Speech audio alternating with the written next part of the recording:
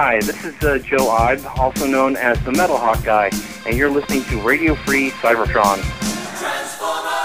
This is Radio Free Cybertron, hosted by Brian Kilby, with J.D. Church, John DeLuna, XV, Amy Morgan, Peter Van, and Rob Clay. For the latest Transformers news, visit tformers.com.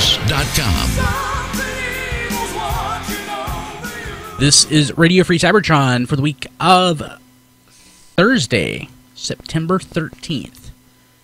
The week of Thursday? The week of Thursday, September 13th. Is today the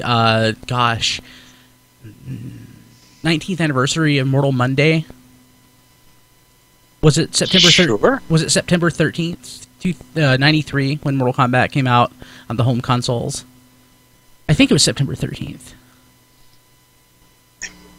Sure. God, it was sometime around there, which again makes us very old. You're the one who brought it up. I had it on the Super Robin and I clearly have no idea what you're talking about. I had it on the Super Nintendo. I thought it was awesome. Because I had the Game Genie where I could turn the sweat red. Mm-hmm.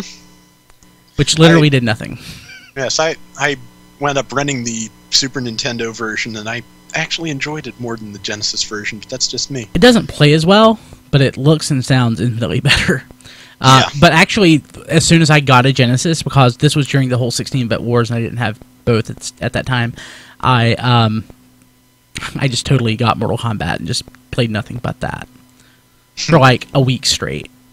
Of course, Mortal Kombat 2 on the SNES was far and away the best version until, I guess, the 32X or the Saturn version came out. Yeah. But still pretty sweet. So, this is not a video game podcast. We have one of those. Called Soundwave. John should do a Mortal Kombat episode. I swear to God, I think it's this week. He should. I'm Brian Kilby. This is XV and Rob Clay, and XV looks so sad. That's sad. Pain. He matches your icon very well. Yes. Actually, yeah. I know, that really should be mine. That's JD's. He keeps, like, reinserting his icon into my Skype. I don't like it. I think in some places that's considered rape. Well, poetry stops that. So only poetry stops rape. Yeah, it's true. So this is Radio Free Cybertron. It's a Transformers podcast for the most part. Occasionally it's a Lego podcast and a Teenage Mutant Ninja Turtle podcast. And wait, when did we have a Lego episode? We talked about Lego last week. Did we? Yeah. Was I here? Yeah, we talked about the Lego minifig Lex Luthor Superman thing. You said that Lego makes great action figures now. So let's go ahead and jump to the tformers.com news desk. We will be back right after this.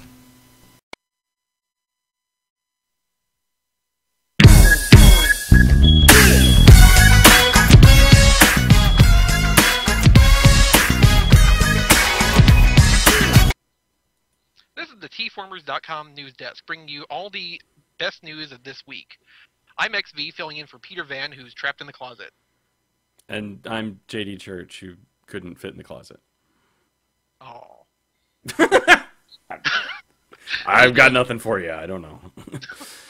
How you doing? I'm good. Slow news week. Yeah, a little bit. Let's jump right into it. For your high-end statuary needs, Big Bad Toy Store is currently taking pre-orders for statues of movie Optimus Prime and Bumblebee. These statues feature various interchangeable parts, LED eyes, and rubber tires. These statues by caliber are big and heavy and are priced accordingly, at $1,200 for Bumblebee and $1,400 for Optimus. I'm sorry, was that in yen? These statues are limited to 500 pieces each. Yeah, no, these $1,200 and $1,400. American dollars? Good lord. Well, the Bumblebee statue is 14 inches tall, and the Optimus is 20 inches, and they weigh quite a lot. Wow. Who is going to buy this? Well, I've never really been into the statue thing myself, but, I mean, you remember people liked the Hard Hero stuff way back when. Yeah, but those were like $60. Well, this is true. This is a lot of money in a down economy. But these have LED eyes. Yeah. cool and all. I guess that's great. Like when you have your buddies over, you're like, look, the eyes light up, and they're like, cool. So anyway, and then you cry because you're like, I spent $1,400 on that. Be amazed. Well, if you look at the bright side of it, in 2 or 3 years they'll probably be marked down to like 500 each. Yeah, this is true. Yeah. So if you just wait, if you're just patient, you could maybe get one cheaper. So cool. Yeah. Just in from Kmart.com is images of 2 new Transformers Rescue Bots toys, Medix the Docbot and Hoist the Towbot. While both toys are currently not available for purchase from Kmart's website, they're expected to be released soon. There's been some concerns about the $12 price point Rescue Bots toys due to very low availability and some stores even removing their shelf space altogether. But these 2 new figures may help reassure fans that Rescue Bots toys are not going anywhere yet. Except you can't find Blades or the Dozer James, one. Yeah.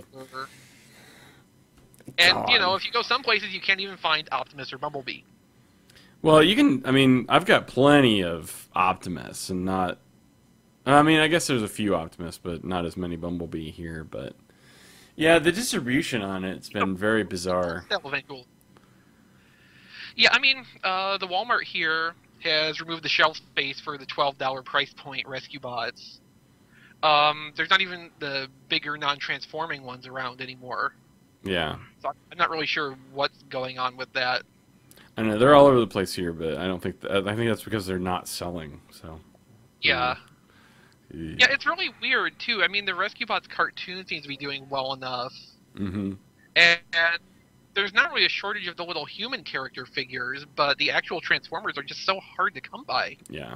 Yeah. I don't really know what's up with that. It's bizarre. But you know, I mean, hopefully this will show a resurgence of those toys coming out as we get closer to the holiday this year. Hope so. Yeah, and that would make more sense, I guess. Yeah, probably. The figure subscription service pre-order period has now closed, but before it did, the Transformers Collectors Club tweeted an image of Ultraman as holding the included Matrix accessory, which can now be seen to be chromed, much like the original Big Convoy's Energon Matrix. The caption also indicates that this is intended to be the Beast Wars body for G1 Ultra Magnus. Yeah, that's, I mean, I don't care. I mean, that doesn't bother me, but apparently it bothered some people. Yeah. Well, I mean, some people have the thought, and I don't necessarily disagree, that, you know, new characters are better. And yeah, and that's kind of, that's been the thing. It's, I mean, that's been a particular thing out of Beast Wars, is like, there have only been very few sort of G1 characters recycled, like Ravage, you know, that's really come out of it. Or Grimlock, yeah. But, so, you know, to bring Ultra Magnus in seems, what's the word I'm looking for? Cheap. Cheap, I think, is the word I'm looking for. I was going to say derivative, but, you know, same thing. Yeah, it seems kind of like a cop-out. Like, oh yeah, this is Ultra Magnus. Like, really? That's what you came up with? I mean, I remember a time when BotCon toys, especially BotCon toys, were all new characters. Yeah. Yeah, exactly. And now it's almost like there's no new characters. Well, I mean, what can you remember is the last really new character to come out of BotCon fiction? Or toys, I guess, more specifically. The Land Shark from 2009? That's, yeah, I guess. Because everything. There's a pre-existing Land Shark, it completely escapes me. Yeah, I guess so, yeah. Wow.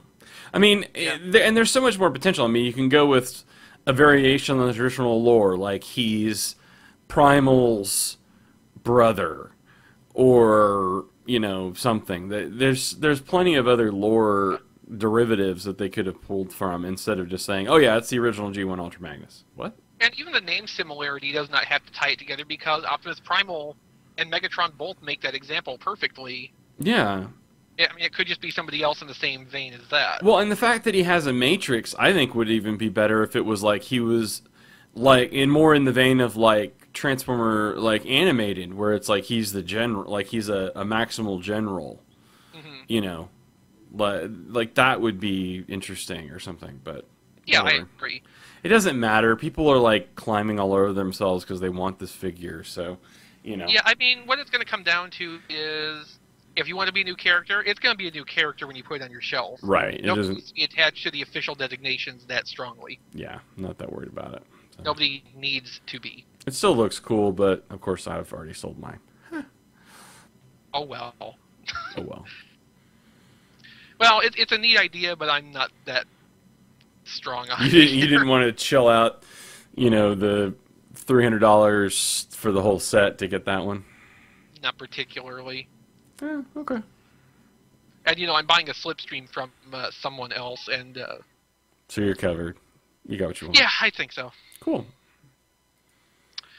Finally, from actoys.net, the third-party group Fans Want It has posted a teaser image of a jetpack backpack add-on for Revenge of the Fallen leader Optimus. While obscured in silhouette, the shapes are pretty clearly indicative of Jetfire parts, and can be speculated to function similarly to the long-since-cancelled set of a Voyager Prime with Jetfire armor that transformed into a trailer from Takara Tomy. Details of the release or projected pricing have yet to be announced. So this is for the leader. Yeah. That you could already combine with Jetfire. Right. So is that kind of pointless? Well, like, it's a third-party product. Well, wouldn't it be... Well, okay, fair enough. But I'm just kind of saying, it's like, wouldn't it be cheaper just to get a Jetfire?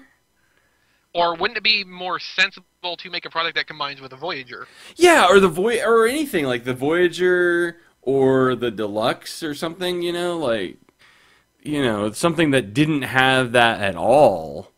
Right.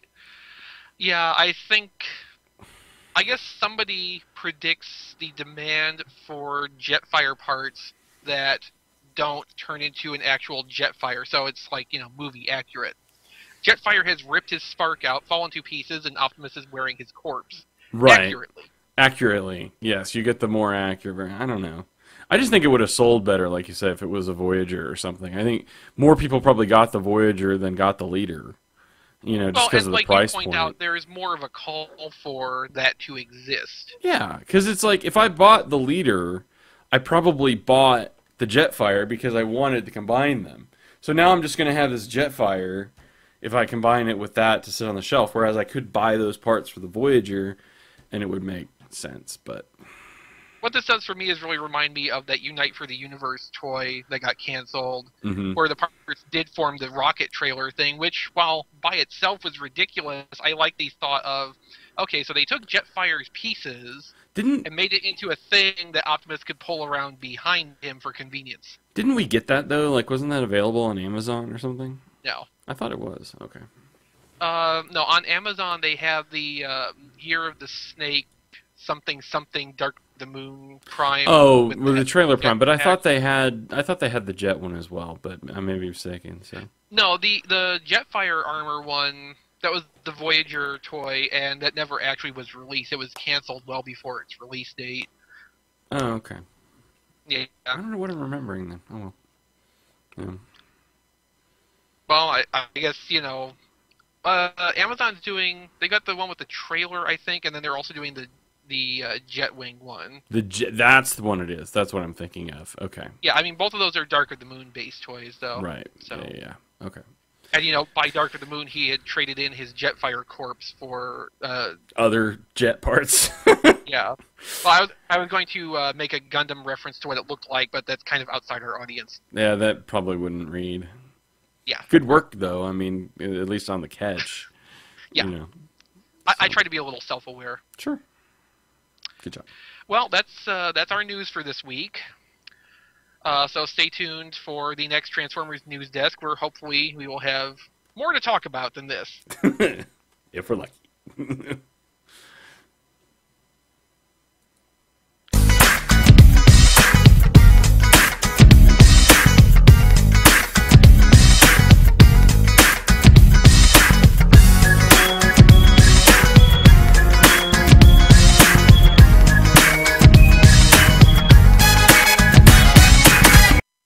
Okay, so we are back.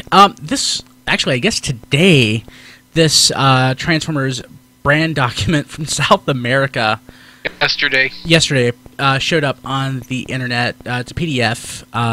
that basically details the Transformers high-level brand strategy for the next couple of years. Let me pull that up right here. So it's in Spanish, so not much that you can tell just by looking. But we found out earlier this week that Hasbro had trademarked Transformers Beast Hunters, which we had hoped that would be like basically a return to the Beast era, and specifically Beast Machines. That was the working title for Beast Machines. And no, it's basically a literal interpretation of the name Beast Hunters. It's Prime Season 3, and it looks like they're hunting beasts. Yeah. Yeah. Like I said, we'll get some nicer toys out of it. Yeah. Nicer toys. More interesting toys. Some of the toys aren't bad. Starscream, the first edition Starscream is flipping amazing. And show me where I can actually go get one of those right this minute. Yeah. I had no problem getting one, because Triplet found one for me and gave it to me. I didn't even have to pay for it. Pretty great. But yeah, so no, some of the toys aren't bad. Some of the toys aren't great, but so things we found out. Looks like Transformers Generations is going to run through at least 2014, I guess, to celebrate the 30th anniversary of Transformers, it looks like. I really can't tell much else from the slides that are in here. Kind of curious what kind of 30th anniversary stuff we're going to get. The G.I. Joe 30th anniversary stuff, which wasn't labeled 30th anniversary, was all exceptional. That whole basic line was fantastic. It was the line, of course, that immediately preceded the new movie stuff, which is not so fantastic. Some of it's not bad, but the 30th some of it's not bad. But at this point, just mentioning the movie makes me laugh, so that's a bad sign. Yeah, honestly, the trailer I still thought looked kind of awesome, at least compared to the first one. Well, enjoy that until March. Yeah, I know. But yeah, so that's going to continue through at least 2014, it looks like. And then, even if Generations itself doesn't continue on, something similar will. We've basically had a Generations-like line since 2003. Let's see. I would say that's a stretch, but... Universe started in like 03, 04. It ran through... Yeah, but I wouldn't really say that's, like Generations, what Generations has become. Well, Generations is... I think Generations is much more thought out and fleshed out than Universe was. Universe was like, hey, I've got a mold. Let's make it into something. Oh, okay, now it's this. Oh, let's make it an homage to something else. Okay, now it's an homage to something else. But it was at least a subline of occasional things that you might really want, like the Skyquake repaint, which was right. But what Generations is all about is redoing classic stuff in new toys, which that started in 2006. Yeah, classic. I don't think the first Universe. I don't think that really fits into it. Well, Classics wasn't Generations. I mean, it was Classics. That was the subline. Well, it wasn't even technically Classics. We call it. That was just an internal thing. It was just. Was it just the Transformers? Yeah. Wow. Yeah. It had a Robots in Disguise sub-branding, but fortunately, nobody stupidly latched onto that like they have with Prime. Yeah, but I mean, yeah, that's very much, that line is very much about making classics or stuff that calls back to previous toys. I'm trying to think, actually, has there been a Generations toy that wasn't based on something that was at least I mean, I guess Hot Shot was Unicron Trilogy, but everything else has been pre-Unicron Trilogy. I guess, actually, going back to what we were talking about before, Thundertron coming out, considering that's a line continuity, for the War for Cybertron and the Fall of Cybertron stuff, though, fall under Generations. No, they don't. Not as far as the wiki's concerned, anyway. As far as the packaging is concerned. Mm-hmm. No, yeah, but the fiction involved doesn't. Officially, that's supposed to be in line with the novels and Prime. It's like we were saying before the show started, the so-called aligned continuity is not really a continuity. No, it's a different universe. It's another universe that just happens to have stuff in it. It's not even a universe. It's just like a guideline for developing new fiction within, without the necessary expectation that it's all going to line up with each other. Yeah, it's a collection of loose plot points and themes that Hasbro once explored in Transformers, and not actually a really strict continuity, and that's so nice. That's a good way of putting it. Yeah, it's just when Hasbro presented the change openly, they did not explain it well. Yeah. There's going to be a Transformers fan convention in Charlotte, North Carolina, which is, of course, about an hour from here, so that's exciting. It's going to happen in 2013. It's called Charticon. So, I guess you could say Sharkticon. I guess that makes more sense for Sharkticon, because Sharkticon is the mascot. Here. It's a nice looking logo, too. I want to say Charticon, though, because I like saying Charticon better than Sharkticon. As an almost native of Charlotte, I like Charticon better. So Takara is doing a Yellow Devastator reissue. Where is that? I didn't see that. Is that on T-Formers? It came up somewhere. Yeah, I didn't see that when I looked. So, I think Robot Kingdom released the information. So basically, they're taking the, of course, the Encore Devastator and making it yellow. Mm-hmm. Supposedly, it may have a new head as well. That's what I read. Mm-hmm. Wonder what that... I mean, a new head. Is it going to be like Build King or something? Possibly? Or one of the alternate cartoon models. Yeah, that's what I was thinking. Oh, yeah. That makes sense. Mm-hmm. And of course, I'm expecting there will be an e-hobby version that's in orange. I hope so. Or just or maybe another run that's orange later on. I mean, it only makes sense if they would do that. I mean, it doesn't have to be e-hobby. I mean, usually that would be like the most subtle e-hobby exclusive that I can think of. I can't think of another that was...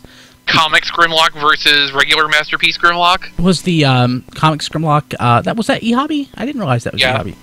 Let's see here. Another Megaplex Megatron is pretty close to Megatron. But, yeah... So he had the crown, and did he have different paint apps? Vaguely different colors to more reflect how the comic books were printed. Yeah, I don't know. Like blues instead of blacks. I mean, that's more effort. To me, that just seems like more effort than just changing the color of the plastic. Which I'm assuming that's all they'll do. Who knows? They may actually have tampagraphs or stickers or something that will differentiate them further. But it just seems to me like it would just be a straight up orange repaint, which I wouldn't mind, because I would rather have that. I think, but I think the orange looks a little better. Oh yeah. Not that yellow is bad. I mean, yellow. My Constructicons are yellow. My Constructicons were orange, and they're more correct than your Constructicons. They probably are. I never got a full set of any of them. I have a couple of green, a couple of yellow, and no orange. I've had 2 or 3 sets of the G1 that I don't currently have. And it doesn't bother me. The Constructicons are probably my second least favorite combiner set ever. Well, not ever. G1. Ever. Maybe ever. Yeah, ever. Don't we have a bunch of pre-recorded content to go to? We do! That's right, XP. We have lots of pre-recorded content. Sorry, folks. We're trying to keep the show under like an hour and a half, 2 hours. But you know what we do have? We've got Transformers Rewind. We do have Transformers Rewind. This week, Transformers Rewind is Carnage in C minor. Yes, we went there. We also have comic news this week. Amy has not had a chance to do comic news in the last few weeks. So this week she's covering the last couple of weeks of news, plus reviewing Regeneration 183, Robots in Disguise number 9, and the More Than Meets the Eye annual. And after that, we have Rescue Bots. This week, Amy and Nicole review Lobsters on Parade. Yeah, let's go ahead and check that out. We'll be back right after this. Radio Free Cybertron. Transformers. Rewind.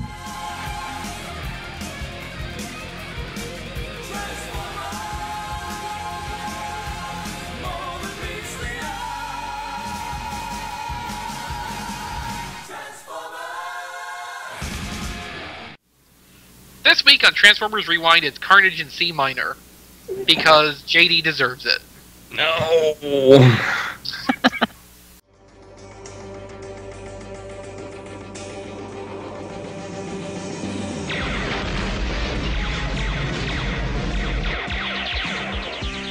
No!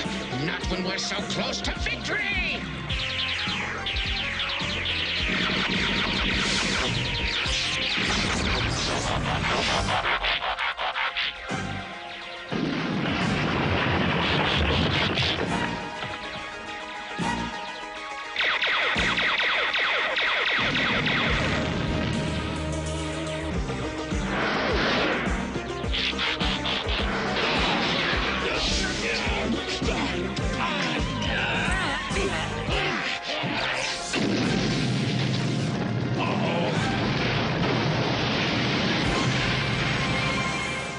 The Autobots and Decepticons wind up on an alien planet after the inhabitants use a sound-based weapon to destroy a comet Galvatron nearly dropped on them. Soundwave is amazed by the perfection of the harmony, and Galvatron senses a new superweapon, and the two of them take off to find the source.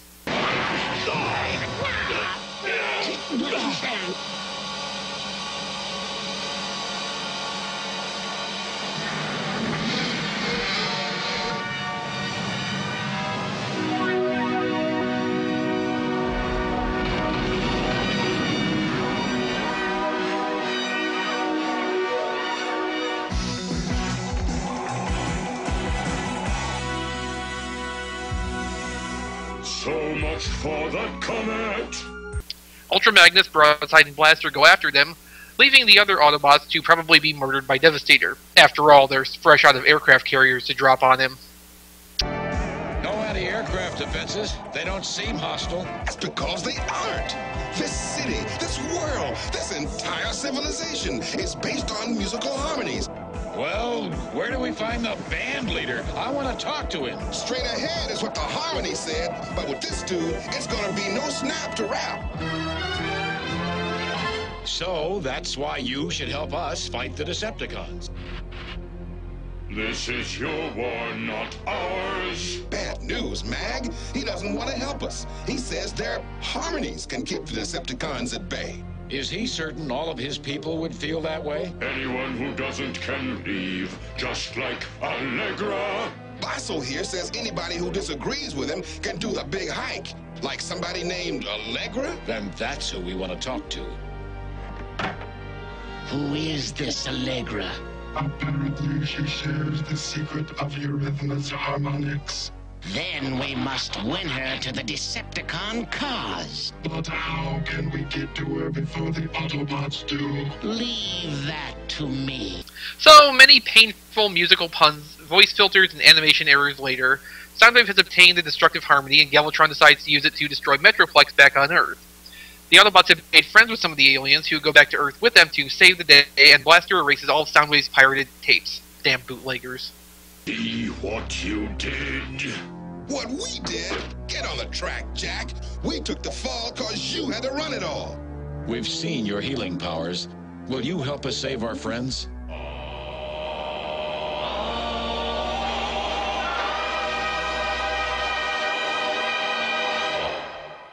Ultra Magnus. Blaster. What happened? It's a long story, Perceptor. I'll tell you on the way back to Earth.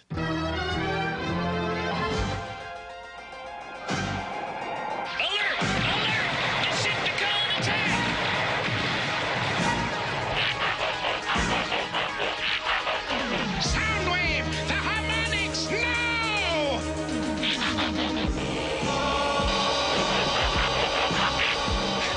Receiving damage reports. Major malfunctions. Oh! Ultra Magnus! Soundwave has already cranked up the harmony. I expected as much. That's why we brought Basso Profondo, Allegra, and Z-Bop Scandana along. Autobots! Impossible! Broadside, deploy our secret weapon.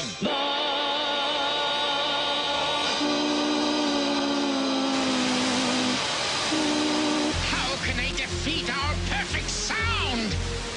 Anti-sound, white noise. This is so awful. It was a very, very difficult episode to get through. You just face palming a lot. Well, sort of, Galvatron's plan at the beginning of this is to drop a comet on Metroplex. Right. I mean, at least he stays to his goal through the end, because his goal with getting the Harmony is to destroy Metroplex. So the beginning goal is to destroy Metroplex with a comet. That doesn't work, so then he's going to get the Harmony and destroy Metroplex. So at least Galvatron was able to keep a sort of consistent plan, even though he changed the details. Well, other than he that, had his lucid days. yeah. Other than that, this episode is absolutely horrible in so many ways. It's like that, it's like the musical, Transformers the musical, except done badly. Without the music. Except without the music, yeah. Well, there's a lot of, Vince DiCola background music. I liked that, but it was, then they kind of shoehorned it to make it sound like it was the people of this world that were making it. I'm like, yeah, right. Well, I mean, yeah, because they had like an opera style, like, spoken voice singing, which was tacky, which was really tacky. Awful. Every single time they talked, it was like, yeah, I mean, talking. Okay, so they have them talking like that, but of course they're still talking where you can tell what they're saying, but Blaster is still translating every single line they say. That was really weird. Ultra Magnus can't get what they're saying. Odd. Which made it worse. Because it's like, I've already heard the stupid thing they just said. Yeah. Blaster repeated. Well, it's Soundwave having to do it for Galvatron too, so it was both sides. Both musical Transformers had to say something. Do you think there was a script change in there? Like their original plan was to do like just some sort of unintelligible vocal, and then like it had to be something like that. I can't see why they would purposely write the episode where the dialogue is doubled unless they could not write the episode to be long enough without repeating every spoken line of dialogue. Which is certainly or they just tried it and it just didn't work.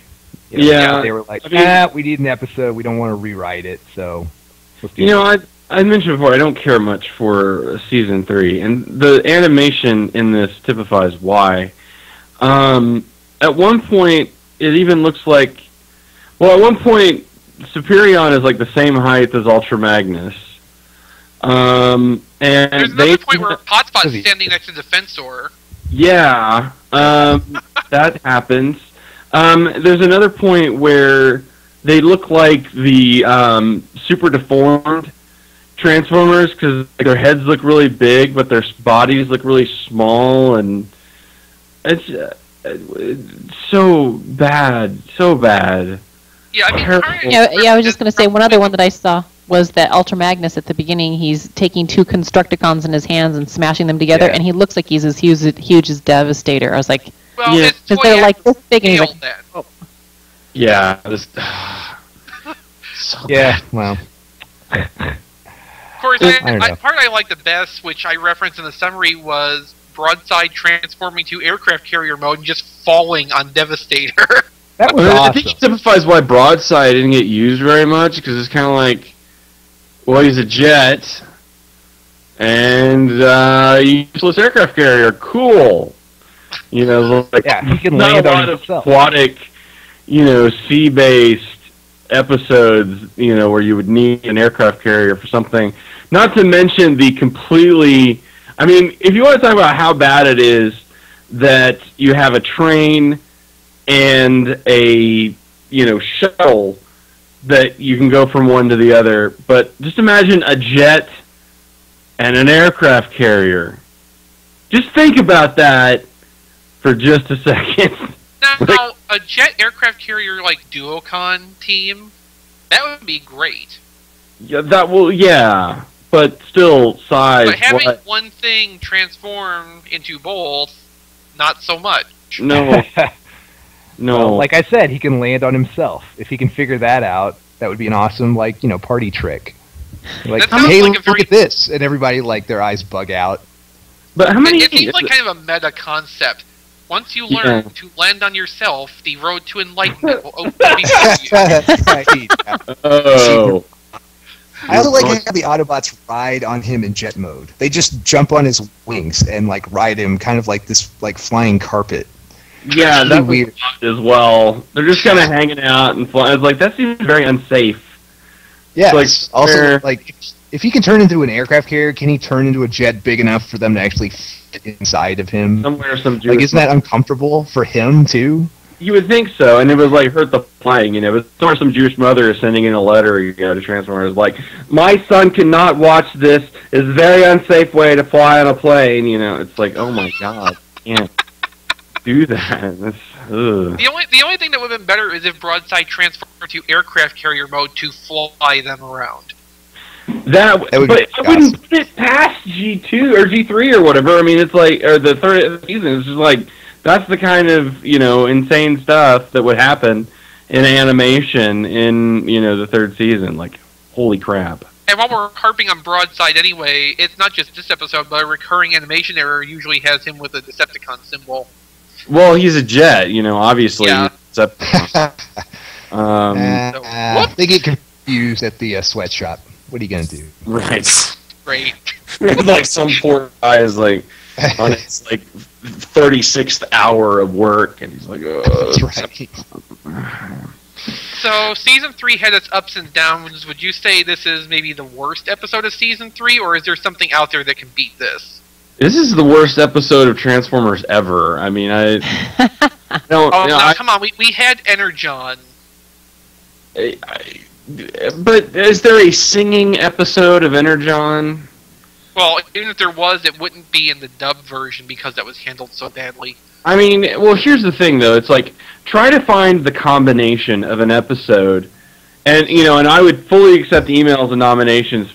Find a Transformers episode that is not only written horribly, is annoying to even watch and listen to, but then is so visually screwed up that that your eyes start bleeding from watching it. So it's your ears. It's this is a full body rejection. Watching this episode, your body literally wants to reject you. They put a baboon heart in you. Yeah, it's step back. Your head just wants to explode. It is so bad. Find me another Transformers episode that is both orally and visually offensive in its horribleness, and I would gladly try to come up with a hierarchy and see whether or not it's worse than Carnage in C minor. Ugh. Well, you heard it here. Carnage in C minor is the transplanted baboon's heart of Transformers.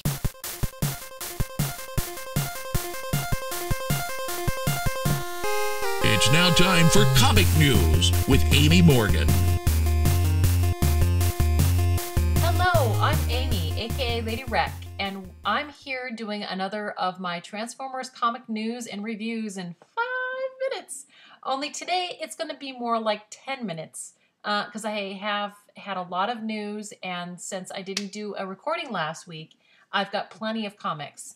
Actually, I have 4 comics to review this week. I have Regeneration 1, issue number 83, Robots in Disguise, issue number 9, and More Than Meets the Eye Annual, which technically counts as 2 because it has 2 issues within it. So comic news bits. Fall of Cybertron, the digital tie-in, has 3 issues out as of this recording. They are available on Comixology for the same amazing price as Autocracy was. So if you didn't get Autocracy, that was $1 each issue. So you can pick that up on Comixology. Baltimore Comic-Con 2012 just took place this last weekend, and IDW Publishing had a panel at this Comic-Con, and there were very few Transformers fans that actually took notes at this place. I don't even know if there was anybody there, that I know of at least, that went to the panel and tweeted about any of the information, but we did get a few tidbits thanks to some of the IDW forum members on the IDW boards. They were able to get us a few little details, and so because of that, I went ahead and quoted them directly. Talking about robots in disguise, by issue 15, you'll have a lot of answers and a climatic ending to the first major story arc, and you'll get a lot of answers for why certain characters are acting the way that they are, where people's loyalties really lie, and you'll see the return of at least one long absent Transformers character. So, yeah, a few little details about robots in disguise. Didn't give us a whole lot, but it seems that issue 15, which will be next year, early spring, will be giving us lots of answers, and we should know quite a few things that are going to be going on, so I'm definitely looking forward to that. The Ain't It Cool website did an interview about Rage of the Dinobots, and it's posted up on several of the main Transformers websites by now, but definitely get a chance to look at it and check it out. It was with John Barber, and we get some really good tidbits about the Dinobots in Prime continuity, so if you're interested in that, you can check that out. The Transformers Multiverse, a new webcomic very similar to Transformers Mosaic, and in fact is going to be the continuation of Transformers Mosaic, is ready to roll out in 1 week. You can check out their stuff on Facebook. I will put links right here, and I will also put DeviantArt links as well. But if you are interested in getting involved, definitely go for it. We've had quite a few people that have gotten their beginnings in the Transformers Mosaic, and I expect that Transformers Multiverse will have the same effect on the fandom. So definitely something to check out. Also, over on the Underbase, we have started our classic reviews of the Transformers Marvel run. We're up to episode 2, so if you are interested in hearing any information about the stuff that Transformers Marvel did back in the day, we are talking about it on a podcast over on the Underbase. And now I will get into my comic reviews. Regeneration 1, issue number 83. The issue rundown is basically we get details on what happened on Earth, how did everything get so bad, and when. The Wreckers find some allies there, and then Megatron gives them and Cybertron a call, mostly to taunt the Wreckers into coming to pick up Cup, who is in bad shape, and to taunt Prime into stopping him, and it works. Optimus Prime is back, and he ain't sitting on his can no more. Rodimus, however, stays behind to keep Cybertron safe, but the Decepticons have other ideas about that. In a word, this issue is set up to the explosive issue of issue number 85 that has been teased as the get real moment by several of the creative team. The conflicts are great. Fans of the previous Marvel work will get a few nuggets of what's been going on since we last read in Marvel. And of course, we are clearly heading in a nice direction. The pace is building, maybe not as much for some, but for me, I enjoyed this issue. I especially enjoyed that Megatron called Prime out, and that was enough to get him off his duff, because he really needs to get off his duff. Art-wise, the comic issue was rockin'. I find that the whole creative team, from the penciler to the colorist, and the inker, I'm sure I'm missing, the letterer, everybody that's worked on this. It's continuing to make amazing strides and keep the charm of the original work. And I'm loving everything I see. It's a solid 3 out of 5 stars for me. And depending how the payoff is in issue number 85, I'm probably going to rate it higher in hindsight. So definitely pick this up. I'm sorry I don't have any props today. I haven't gotten down to my comic shop. I've been kind of busy with kids and life and everything. So maybe next week. You never know. Next review is Robots in Disguise issue number 9. In the last issue, Ironhide was impaled by the Dinobots as the planet seems to have driven them all a little crazy. This issue, we find out that he ain't dead yet. And neither is Sludge, even though he's lost his dino head. Ironhide spends the rest of the issue trying to avoid the crazed Dinobots while he listens in on a recorded transmission from Silverbolt, as they were sent to go find out what happened to the aerial bots. Meanwhile, Bumblebee, who knows about the time machine on Turmoil's warship, debates what will be done with it when Skylynx returns from dropping off the Dinobots, and Ironhide to inform him and Wheeljack, after crashing, that he's lost them and they're in danger. But because it's nighttime, they can't really expect to go find them, let alone venture out in the Cybertronian wilderness, because it'd be crazy, yo! Rather than let Starscream one-up him on the political totem pole, Bumblebee seeks out help from Blur, who's still not on board with what's going on in the new status quo. But Bumblebee ropes him in by appealing to his Autobot loyalties to friends like Ironhide. Meanwhile, the Khans are spying, and Shockwave has asked a few of them to go on a little mission for him. In the end, Bumblebee and Wheeljack end up on the scene of a theft, which could rock their world. And Ironhide, he finds out the fate of Silverbolt and the aerial bots. Wow, okay, continuity fix central. This issue was amazing, but here's the kicker. Will the ship that was planted a few issues ago continue to play into the storyline in the future? Because I would like to see what Barber would do with that, especially if Shockwave is involved. Pacing was great. It was not so much funny, snappy dialogue, but dang, Bumblebee manipulating Blur like he does. It's just like, oh my gosh. He's learning from pros, but, you know, hey, even RC gets a nice cameo in this, so. But what really makes me love this issue again, John's effortless use of continuity. If you haven't read all of what IDW has published, you're still okay, because there's plenty here to be excited about. Again, this is also the reason why I hope that there's more of a purpose to the ship element, so it isn't just there to fix the continuity error, and for that, I'm rating it a 4 for now. My opinion could very well improve the more I read, and because I don't want to finish Robots in Disguise review without commenting on the creative team, everything looks fabulous. We have the lovely Joanna LaFuente on colors this issue, yet it's a seamless fit. And Andrew Griffith continues to prove why he's drawing on one of the ongoing titles. Great job, guys and gal. Now the more than meets the eye annual. For the first time in IDW's publishing Transformers comic history, we have our first annual. Basically a 2-issue comic.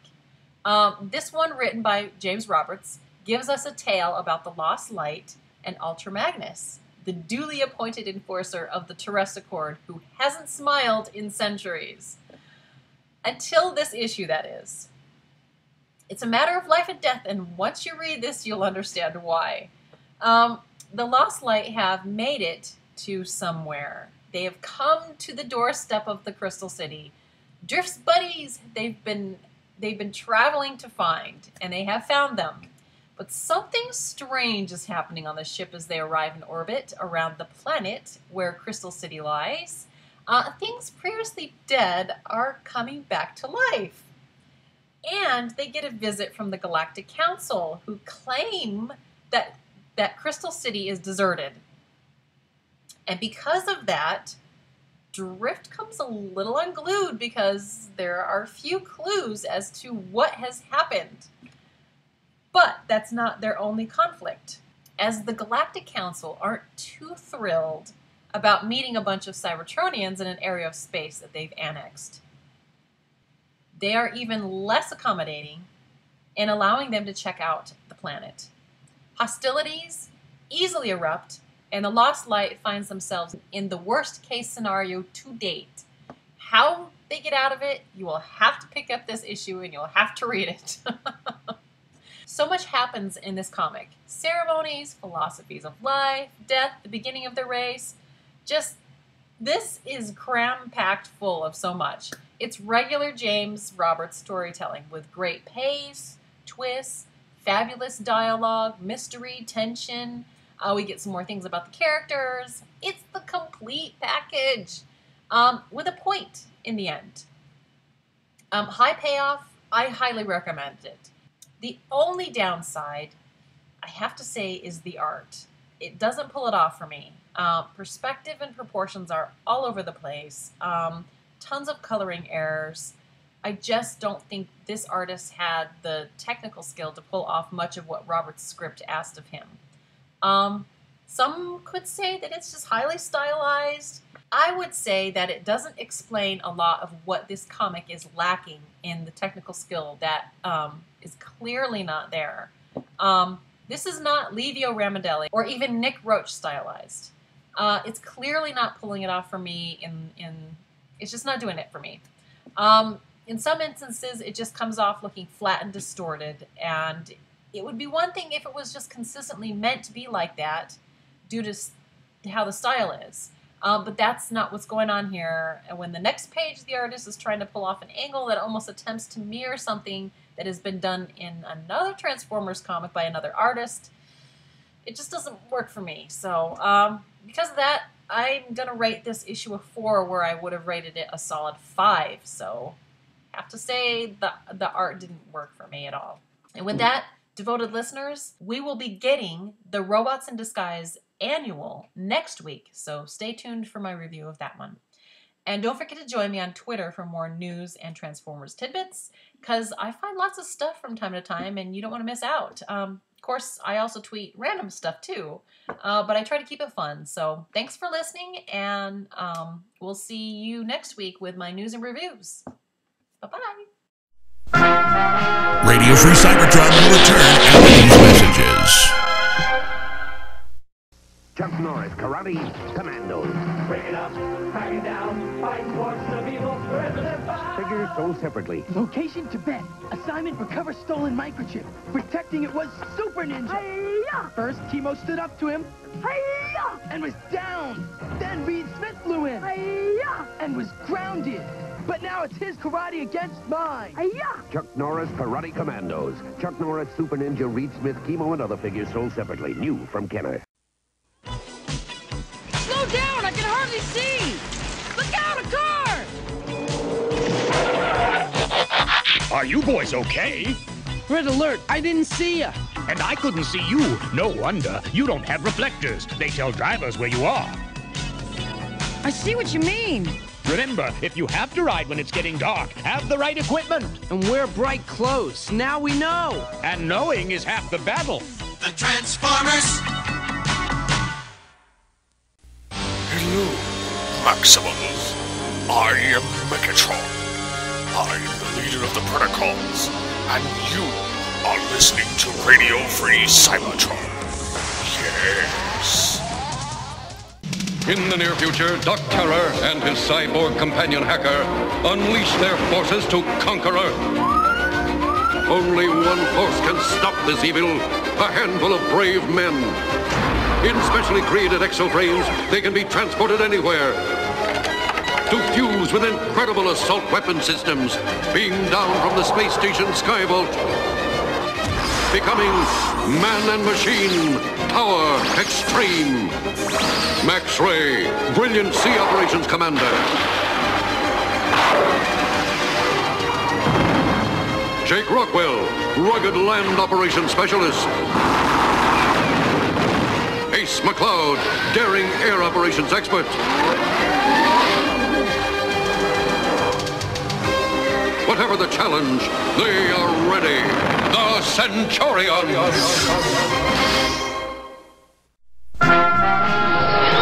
We now return to Radio Free Cybertron. Routine patrol with 4 bots and stasis. Years later, awoke in the strangest of places. Earth was their home now, and in addition, Optimus Prime gave them this mission. Learn from the humans, serve and protect. We're back once again with another Rescue Bots short review for Radio Free Cybertron. I am Amy.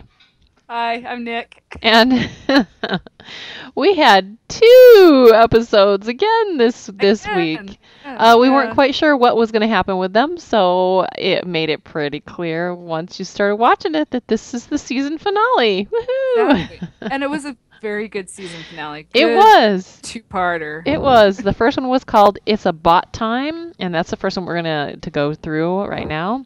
Basically, they find another little secret passageway down in the tunnels, and they find a time machine within, and it moves pretty quick, but Doc has to find a way to power it up. And so once he does, he calls all the rescue bots, and they all show up, and they're like, okay, let's turn it on, because that's always a good idea, right? Yes. Hey, we don't know how this works. Yeah. Let's play with it. And they send Dither because they want to see if it actually works. So they're going to send Dither, this little spherical little guy with a face on it that has hands and no body. It looks and floats. like Doc Green, but in, Yeah. It's in a just circle. it's kind of like a little, It's a helper bot. It's a helper bot, yes. In previous episodes, we've seen the dogs chasing after Dither. So, but yes, Dither goes into the future, and as soon as he goes through the portal, something goes wrong, and all of the rescue bots have sucked into it as well.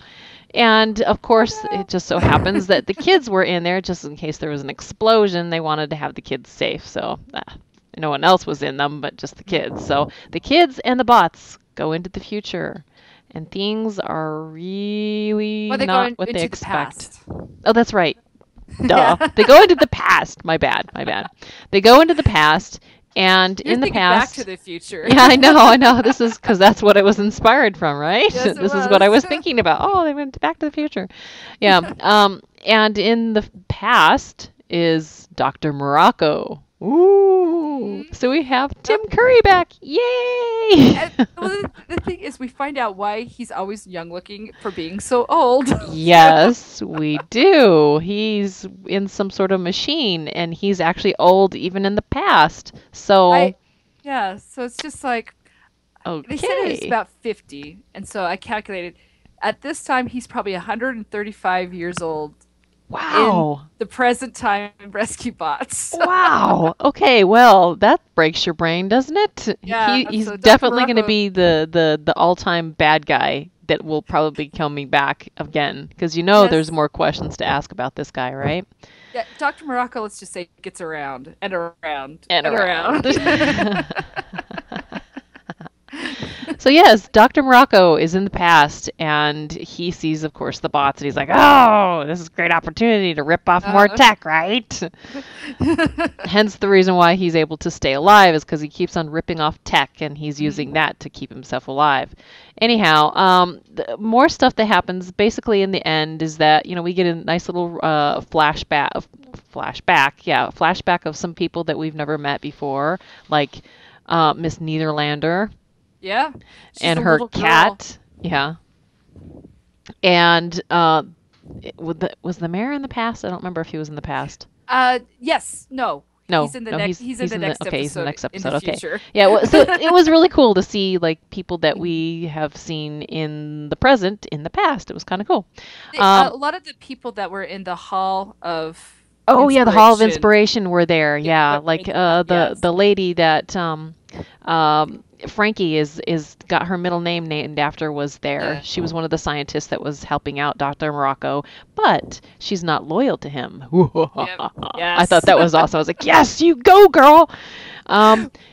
It was just really fun because they have all these gadgets, like an old dial telephone. They didn't know what the kids didn't know what that was. They had no idea what it was. They're like, what is this? Like, we'll have to link them to satellites. They're like, I don't think they have satellites. There's not an internet cafe. There's no satellites. There's nothing because they were trying to find Dither at the same time because he was programmed to avoid everybody once he was on the other side of the portal. But luckily, Frankie had this little thing on her wrist that also helps project holograms, so they're able to get away from the people that when they get to the future or to the past. And what else? Let's see. They were able to she had a password thing that she was able to break into Dither that way to get him back. But she's a smart kid. Yes, she is. She is. Ultimately, the kids do make their way back, even though the bots have been they've been doing all of these tests and stuff like that. Transform again. So they're transforming over and over and over and over again. Poor Blades. Yeah, I know. He's like, oh. Please save us, please. Blades just wants his TV. Come on. But the kids get back just before Morocco was going to open them up and start tearing stuff out and find out how they work. It was like, oh gosh, I'm so glad the kids showed up. Yay. It was really creepy. So.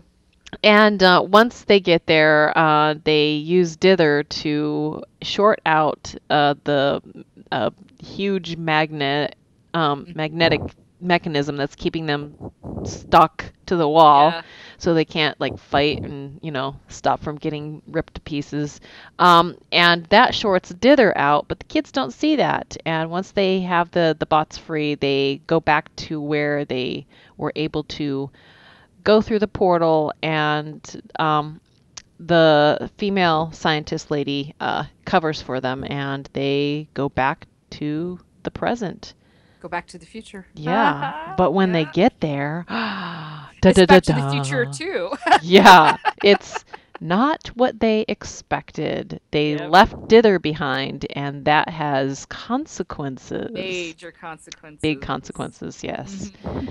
The part that I did forget is that Optimus Prime and Bumblebee show up at the last second. Back. Yes, they called when they jump into the past. Chief calls from the present Optimus Prime and says, "Hey, this happened," and so because he called in the cavalry, Optimus Prime and Bumblebee show up in the past. They use their energon. They theorize that the energon is what changed something and it zapped the bots into the future or the past. And so they do the same thing, and they jump into the past to help the bots. And then when they follow them back, they're like, "Oh, where's Optimus Prime?" And Optimus Prime gets in last second, and so he shows up at the last minute. But then they're like, "Okay, let's go find everybody," and they get back to the present, which is actually not so present. Yeah, you know what though? I did like that we got to actually see Optimus Prime in his form, in rescue bot form. Mm-hmm. I really liked that. I thought that was good. So when my kids were watching it, when Bumblebee and Optimus Prime showed up, my son's like, pause it. He ran into the bedroom. He got his two figures and came back out with them. And I was like, oh, this is awesome. Oh, that's so cute. I need to get more of those for him because obviously he likes watching the show and having his little figures with him. So he has Optimus Prime and Heatwave. So they were sitting right next to him as he's watching the show. It was great. Oh, that's cute. That's cute. So that was that. So the second half of the show was called Bot to the Future. And imagine that. Yeah, imagine that. So they do a quick little recap. We jump right back into where we left off, basically. I mean, right. Yep. Yeah. Basically because they left dither, Morocco got a hold of him, and it now is not called Griffin Rock. It's called Moropolis. Moropolis. Yeah. And more bots are all over the place. It's not just one. There's several. Mm-hmm. And Morocco, he runs the show there. Everybody is there, except Doc Green. Yeah, he's gone somewhere. He's not there. They can't find him anywhere. And even Chief isn't Chief. Yeah. He's just regular Charlie Burns. Yep. Has kids. Charlie Burns, he actually is a janitor. Yeah, he's a janitor at the Hall of Inspiration. Yeah, and all Cody. Three of his kids are mechanics. Yeah, all three of his kids are mechanics, and there is no Cody. Cody was never born. I was like, oh my gosh, wow.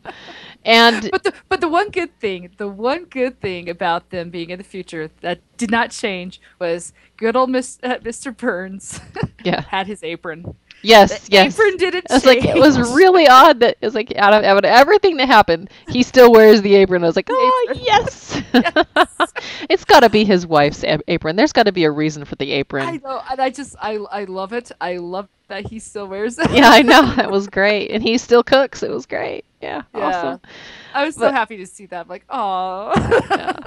So once they get there, the kids, they're like, "Oh, what happened?" And Optimus Prime and Bumblebee are covering their escape. They're like, "Oh, do you need some help? Do you need help?" No, I was like, "No, we can handle the Morbots. You guys get out of here and go find out what's going on, and we'll find you." So Bumblebee and Optimus Prime split up from the rest of the group, which I thought was kind of cool because I thought, hey, yeah, I mean, it'd be great if they all worked together, but it was kind of cool that they kind of let them go and do one thing while everybody else is doing something else. They go to the Hall of Inspiration to find out what went wrong.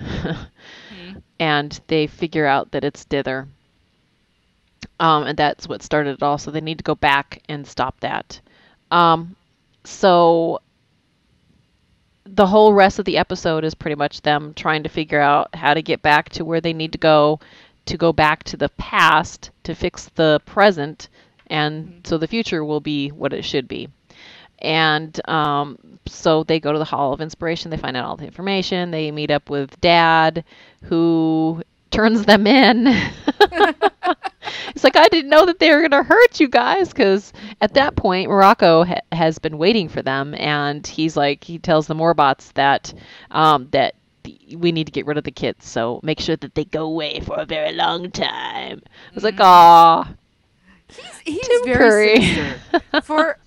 For like a preschooler show, it's kind of freaky, Exactly. He's a bad guy, man. He's a bad man. Good old Tim Curry, though. Yeah, absolutely. He plays this role perfectly. This is what he excels at. So it was great to hear him, have him back. In the end, they meet back up, or Dad ends up realizing that they're trying to kill these guys. They're like, okay, I didn't know they were going to try to hurt you. I thought they were just going to arrest you. So he takes them home to some place where they could be safe, and we meet Danny and Cade and Graham, who are all mechanics, and the Morbots follow them and get back to where they actually live in the firehouse. The firehouse. They live in the firehouse, and but they've the built. The firehouse does not look the same. It's run down. It's run down, and they have built this huge vehicle that can even hold the bots, which is cool because they take it with them back to the past. But then to the present, which after it gets fixed. Yeah, so it's like a moving compound. Yeah, I was like, the bots can ride in it, and they're like, oh, this is really weird that we're riding in this, and I was like, oh yeah, that's kind of cool. And so they, as they're getting out of there, the Morbots are attacking, and the burns that are supposed to be, the burns of the present that are the warped alternate present, they cover for them, and they get away, and they're able to get back to where they need to go, and they go back to the past, grab Dither, and then go back to the present, and everything's fixed, and that was what they needed to do. But there's one major change. There's one big thing that changed. What was the secret's big out, thing? people. Oh yes, that's right. I totally forgot about that because there's so much going on in these two episodes. It was like, okay, quickly, it's about time. Frankie knows that they're sentient alien robots, and they find out. So does now that her father knows. Yeah, too. and when they get back, Doc Green's like, really? He was like, no, really. They filled me in. It was cool. I liked how he was like pulling their leg at first. It was great. That was cute. I loved Doc Green at that point. I'm like, okay, yeah, that was funny. That was cool. That was cool. So that was the finale. We got they went time traveling, and Heatwave says they're going to destroy it. So I hope they do. Yeah. They came back. Frankie knows about it. Now Doc Green knows about them. And they've got a huge, big vehicle that the bots can even ride in. So, I really end of the first season. Yeah. Yeah, it was a perfect ending, and we spent this 10 minutes talking about it, but there's so much that happened in these 2 episodes. They really crammed it, packed like full of just there. I didn't see any continuity problems. They were pretty good about keeping it simple. I didn't either. So yeah, it was simple enough that because Dither got left behind, that was really the consequence of what happened to the future. So when they took that out, you would think that just because.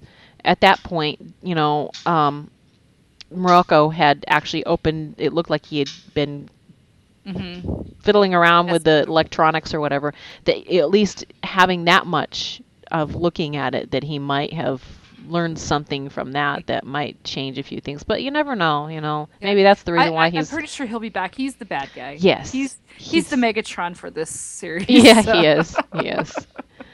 Yep. And That's I great. don't remember. You guys need to be watching it. Yeah, you guys. Need I don't remember what happened to Optimus Prime and Bumblebee. They came back to the future. Obviously, they went with them into the past. Optimus is the one that picked up Dither. Okay, that's right.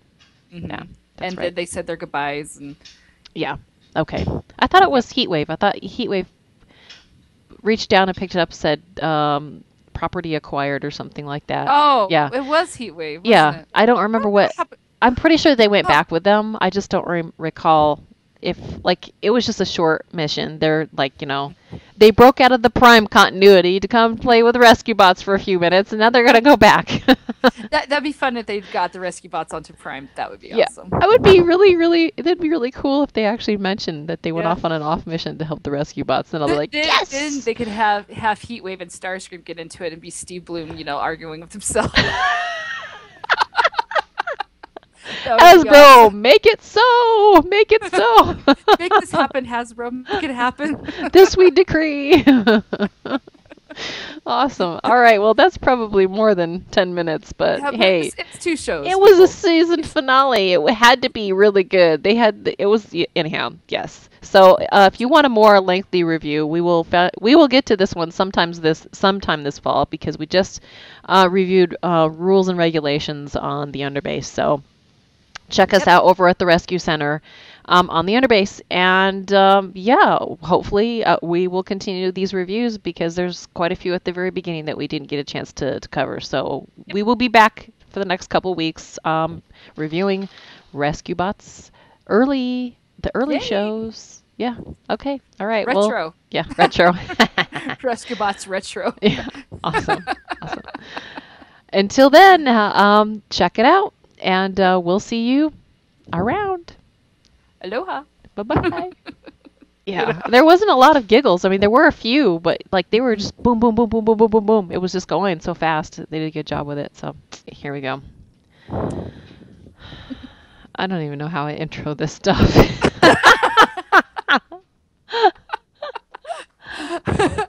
It's for RFC. Yeah, I know. It's just like, oh, how do I enter this? It's like. Next week on Radio Free Cybertron, Transformers Rewind will have Dark Designs. It's a Beast Wars episode that's kind of shades of Beast Machine, sort of, kind of, in a way.